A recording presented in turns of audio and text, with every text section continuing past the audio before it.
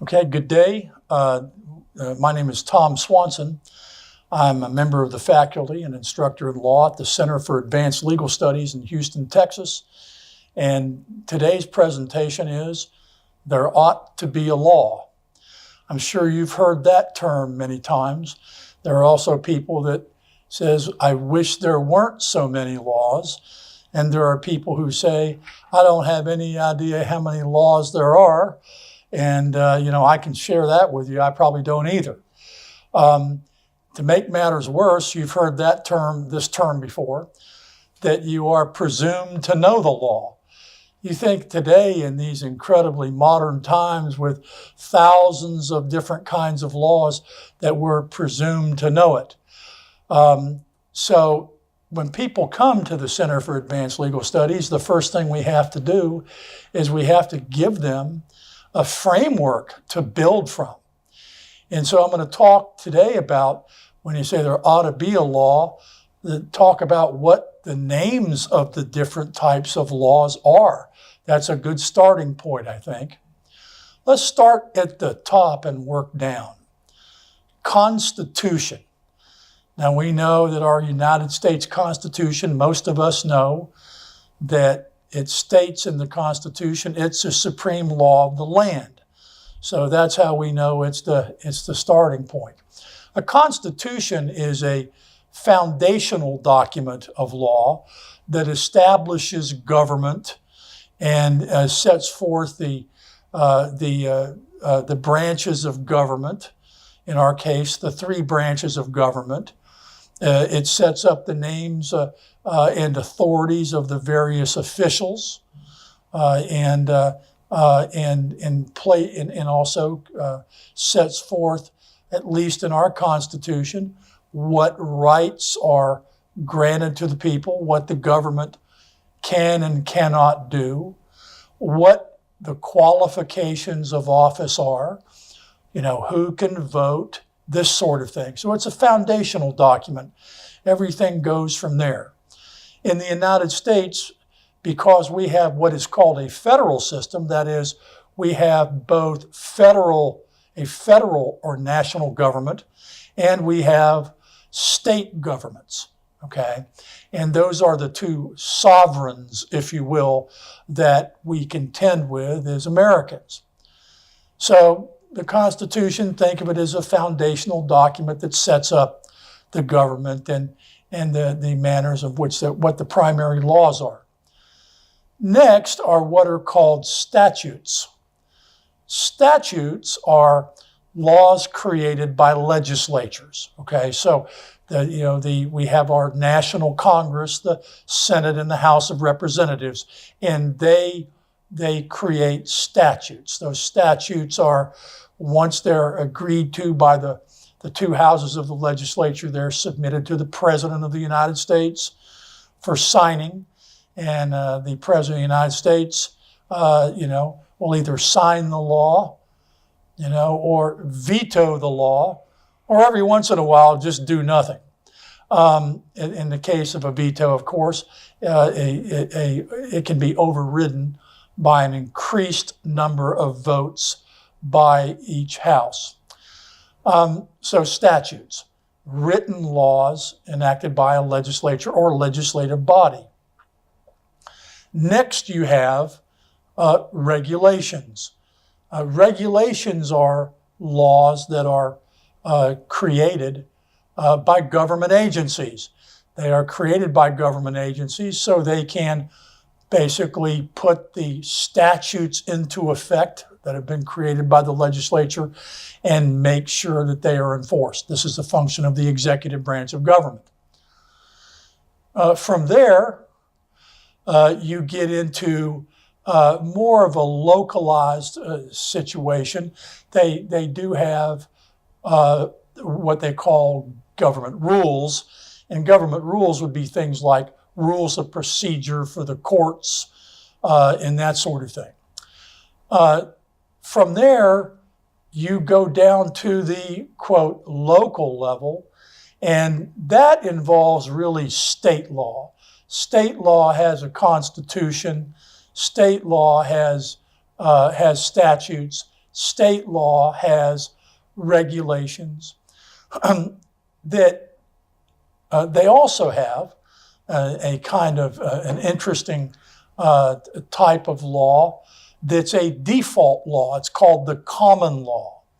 And the common law refers to a group of laws that were one time part of the traditional unwritten law of England, beginning at a particular point where there were more courts, and including appeal courts. This, of course, is on the heels of the Magna Carta, where they required, beginning in 1215, fixed locations of court in each county, and also there were appeal courts. Appeal courts, of course, they review the decisions of lower courts to determine if there's been error or not. So, at any rate, you had this body of unwritten law that existed, traditional law, keeping in mind at one time much law was tradition passed down verbally, is a tradition that would be followed. Those traditions in time got more sophisticated. But the problem with the unwritten law is you can only remember so much of it. It's not great for detail stuff.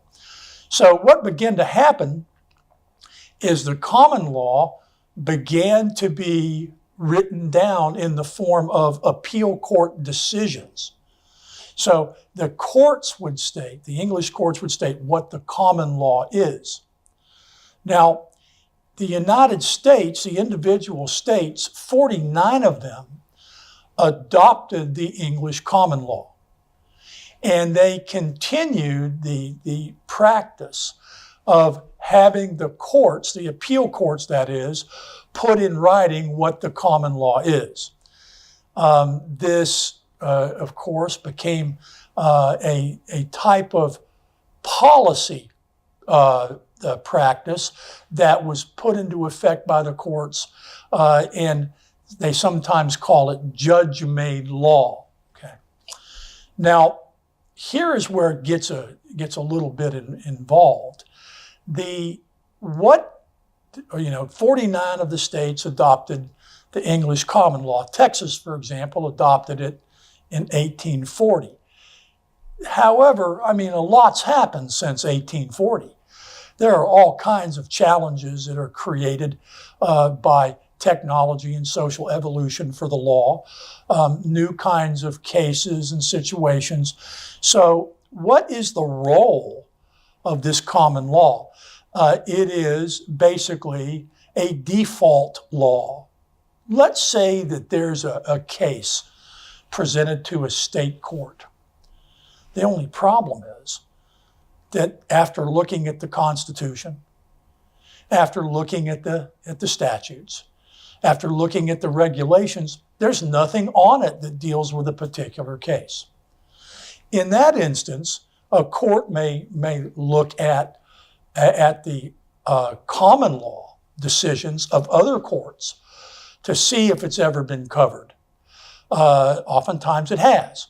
And so they can look at what they call precedent, that is, previous court decisions to resolve a particular case. Well, sometimes it's not even there in the existing court decisions. Well, at that point in time, the court may decide that the traditions that exist and the policy that should be accepted is such and such, and they add to the common law. And, you may say, well, this is kind of a strange way of doing things. It is, but keep in mind, it's a default law. It's a placeholder. If any of the common law decisions or rules are no longer considered useful, they're not what the people will it to be, the legislature can simply pass a statute that contradicts or eliminates the particular common law rule. So most common law is state law. And it's found in what they call reporters, which are our law books or law collections now that it's digital, that consisting of state court written decisions, state appeal courts. Now, with respect to state law, we have the state constitutions, we have the state statutes, we have the state regulations, the laws made by government agencies, and then we have this basically default body of law called the common law, that at one time unwritten law put into writing by the English and known as judge-made law. And from there, you go down to, for example, you have court rules in the states, and from there you get into localities. Okay, the states create a structure of lesser political subdivisions, if you will. These are often counties and cities are the most common, although there are others. But basically, counties and cities enact ordinances, and these are localized rules. So, for example, you have in some cities you have smoking bans. You can't smoke in a restaurant. You can't smoke in this place or that place. That's an ordinance. You may have an ordinance that regards the use of your cell phone in your motor vehicle. You may have ordinances about what kinds of activities can occur in the city or county parks, this sort of thing. So ordinances are localized rules, okay, localized laws. And so what does it all add up to? Well, for example, you driving down the road and you get stopped by a police officer. I don't know if everybody in Houston who drives has gotten a ticket before, but I sure have. But when you get this ticket oftentimes you may be violating a state law, or you may be violating an ordinance of some kind. And so at any rate, depending upon what the particular type of law is, and they have, criminal ordinances as well as, criminal statutes. Okay, so basically it's up to the state to allow the scope, if you will, of what ordinances can cover and so on and so forth. But ordinances are very important because they're very localized. So, for example, things like specialized traffic rules, restaurant rules, for example, health department rules regarding the public library. All of these different things are covered by ordinances. Are some of them more important than others? I think so. For example, you have oftentimes building ordinances, zoning ordinances. In other words, what can you use your property, your real property, for in a given part of the community? Some zoning. Some places are zoned for industrial. Some places are zoned for multifamily housing. Some places are zoned for single-family housing. So again, these are zoning ordinances. These are done at the local level rather than the state level. So at any rate, think about this basic framework. You have federal law, you have state law, okay? Federal law, of course, that deals with laws that can apply throughout the United States and its territories. And so that's a national law. And with that national law, you have the Constitution, federal statutes, and federal regulations. Now, the other sovereign, you have the state law, and except in Louisiana, the law consists of constitutions, statutes, regulations, and the common law. Louisiana doesn't have common law because its tradition that existed before it was a state was that of being part of France. It was a French territory, so it follows the French Civil Code. So have we covered it all? Well, just about is a framework. But what happens is this. I already mentioned that your state courts oftentimes have to tell you what the common law is by its precedent, in other words, previous rulings of courts, or what it considers to be the appropriate policy decision that it makes. The thing is that courts do other things. For example, with respect to constitutions, statutes, and regulations, they're often referred to collectively as codified law. That ordinances fall in that too. Codified law refers to written law that's enacted by some duly constituted authority, like a legislature, in some instances a government agency, or a county or city government. Well, sometimes the issue is, what do the words actually mean that are used in a statute, for example?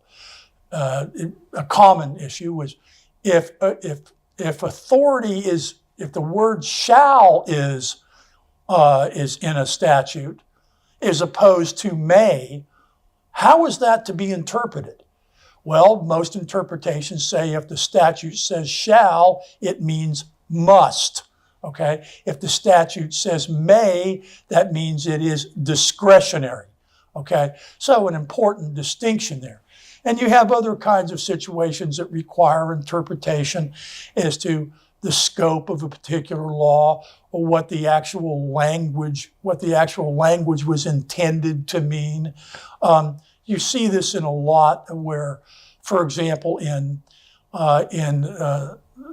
discrimination statutes, for example, your Title VII that deals with discrimination in employment. Well, you've probably heard of the term sexual harassment, and that is a violation of Title VII. But sexual harassment doesn't appear anywhere in the statute. So what does that actually mean? Well, sexual harassment is determined to be by court decision, sexual discrimination. So they mark it as a type of sexual discrimination, hence sexual harassment is a violation of the Title VII law. So you'll see these kinds of interpretations to where the question is, did the legislature consider the law to be more expansive or more restrictive? But the bottom line is, as far as a matter of doing legal research, that you don't just research a statute, for example, you research a statute and what are the court decisions that have interpreted the particular issue that you're working on. So I hope I haven't made it even more confusing, but I want to go through it one more time. We have a federal system. That means we have national or federal law, and we have state law, okay? And the national law, it means just that. The federal law means that it can extend throughout the United States. So if they pass a law, it typically applies to me in Texas and someone in Florida, someone in California, and so forth. So you have is the basic types of federal law, the basic structure. You have the Constitution. You have federal statutes, that is, written laws created by the legislature, and you have federal regulations. And again, these are laws that are created by federal agencies in order to enable them to implement and enforce federal statutes. On the state side, you have state constitutions, state statutes, state regulations, and then this state common law in 49 of the states. And then from there, working down at the state level, you have things such as ordinances and that sort of thing, which are localized political subdivision laws that pertain to a more localized area. I hope this has helped. There's still more to learn. So, stay tuned, and I hope to see you again. This is Tom Swanson, and thank you for listening to me. Have a good one.